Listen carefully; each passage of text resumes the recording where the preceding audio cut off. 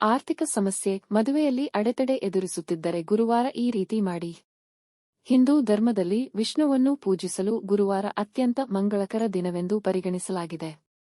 ಈ ದಿನದಂದು ವಿಷ್ಣುವನ್ನು ಪೂಜಿಸುವ ಭಕ್ತರಿಗೆ ಸಂತೋಷ, ಸಮೃದ್ಧಿ ಮತ್ತು ಅನುಗ್ರಹ ಸಿಗುತ್ತದೆ ಎಂದು ನಂಬಲಾಗಿದೆ. ಗುರುವಾರದ ಉಪವಾಸವು ಎಲ್ಲಾ ತೊಂದರೆಗಳನ್ನು ನಿವಾರಿಸುತ್ತದೆ.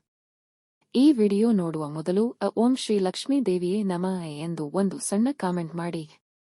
ಜೀವನದಲ್ಲಿ ತಮ್ಮ ಕಾರ್ಯಗಳಲ್ಲಿ ಅಡೆತಡೆಗಳಿಂದ ತೊಂದರೆಗೊಳಗಾದವರು ಅಥವಾ ಎಲ್ಲಾ ಪ್ರಯತ್ನಗಳ ಹೊರತಾಗಿಯೂ ತಮ್ಮ ಪ್ರಗತಿಯಲ್ಲಿ ಅಡೆತಡೆಗಳನ್ನು ಎದುರಿಸುತ್ತಿರುವವರು ಗುರುವಾರ ವಿಷ್ಣು ಮತ್ತು ಬೃಹಸ್ಪತಿ ಇಬ್ಬರನ್ನೂ ಪೂಜಿಸಬೇಕು. ವಿಷ್ಣುವನ್ನು ಪೂಜಿಸುವುದರಿಂದ ಲಕ್ಷ್ಮೀ ದೇವಿಯು ಪ್ರಸನ್ನಳಾಗುತ್ತಾಳೆ ಮತ್ತು ಆರ್ಥಿಕ ಲಾಭವನ್ನು ನೀವು ಪಡೆಯುತ್ತೀರಿ. ಗುರುವಾರದಂದು ಭಗವಾನ್ ವಿಷ್ಣುವನ್ನು ಪೂಜಿಸಲು ಕೆಲವು ವಿಧಾನಗಳಿವೆ. ಅವುಗಳ ಪ್ರಾಮುಖ್ಯತೆ ಏನು ಎಂದು ಇಲ್ಲಿ ತಿಳಿದುಕೊಳ್ಳಿ. ತುಳಸಿಯು ಭಗವಾನ್ ವಿಷ್ಣುವಿಗೆ ತುಂಬಾ ಇಷ್ಟವಾಗುತ್ತದೆ ಎಂದು ನಂಬಲಾಗಿದೆ. ಆದ್ದರಿಂದ ಗುರುವಾರದ ತುಳಸಿ ಪೂಜೆ ಕೂಡ ಬಹಳ ಮುಖ್ಯ. ತುಳಸಿ ಇಲ್ಲದೆ ಶ್ರೀಹರಿಯ ಆರಾಧನೆಯು ಅಪೂರ್ಣವೆಂದು ಪರಿಗಣಿಸಲಾಗುತ್ತದೆ. ಆದ್ದರಿಂದ ಗುರುವಾರದಂದು ಶ್ರೀ ಮಹಾವಿಷ್ಣುವಿನ ಪೂಜೆ ಮಾಡುವಾಗ ವಿಷ್ಣುವಿಗೆ ತುಳಸಿ ದಳಗಳನ್ನು ಅರ್ಪಿಸುವುದನ್ನು ಖಚಿತಪಡಿಸಿಕೊಳ್ಳಿ.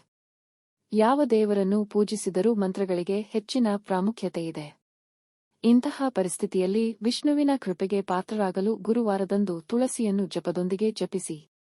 ಓಂ ನಮೋ ಭಗವತೆ ವಾಸುದೇವಾಯ ನಮಃ ಎಂಬ ಮಂತ್ರವನ್ನು ಪಠಿಸಿ.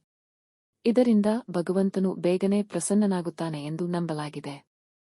ಮದುವೆಯಲ್ಲಿ ಪದೇ ಪದೇ ಅಡೆತಡೆಗಳನ್ನು ಎದುರಿಸುತ್ತಿದ್ದರೆ ಅಥವಾ ಅಂತಿಮಗೊಂಡ ನಂತರ ಬಂಧವು ಮುರಿದು ಹೋದರೆ ಖಂಡಿತವಾಗಿಯೂ ಗುರುವಾರದಂದು ಶ್ರೀ ಮಹಾವಿಷ್ಣುವಿನ ಆರಾಧನೆಯನ್ನು ಮಾಡಿ. ಇಂದು ಕೂಡ ಉಪವಾಸ. ಈ ದಿನ ವಿಷ್ಣು ದೇವಾಲಯಕ್ಕೆ ಹೋಗಿ ಹಳದಿ ಹೂವುಗಳು ಮತ್ತು ಹಳದಿ ಸಿಹಿತಿಂಡಿಗಳನ್ನು ಅರ್ಪಿಸಿ. ಇದರಿಂದ ಭಕ್ತರ ಕಷ್ಟಗಳೆಲ್ಲವೂ ದೂರವಾಗುತ್ತದೆ ಎಂಬ ನಂಬಿಕೆಯಿದೆ. ಗುರುವಾರದಂದು ಬಾಳೆ ಮರ ಮತ್ತು ತುಳಸಿಯನ್ನು ಪೂಜಿಸುವುದರಿಂದ ವಿಷ್ಣು ಮತ್ತು ಲಕ್ಷ್ಮೀ ದೇವಿಯ ಆಶೀರ್ವಾದವು ದೊರೆಯುತ್ತದೆ. ಹೀಗೆ ಮಾಡುವುದರಿಂದ ಆರ್ಥಿಕ ಸಮಸ್ಯೆ ಎದುರಾಗುವುದಿಲ್ಲ. ಈ ವಿಡಿಯೋ ನಿಮಗೆ ಇಷ್ಟವಾದಲ್ಲಿ ಲೈಕ್ ಮಾಡಿ ಮತ್ತು ನಿಮ್ಮ ಸ್ನೇಹಿತರ ಜೊತೆ ಶೇರ್ ಮಾಡಿ. ಹಾಗೆಯೇ ನಮ್ಮ ಹೊಸ ವಿಡಿಯೋಗಳನ್ನು ನೀವು ತಕ್ಷಣ ಪಡೆಯಬೇಕೆಂದಿದ್ದರೆ ಚಂದಾದಾರರಾಗಿ ನಮ್ಮ ಚಾನೆಲ್ ಪಕ್ಕದಲ್ಲಿರುವ ಬೆಲ್ ಐಕಾನ್ ಒತ್ತಿರಿ.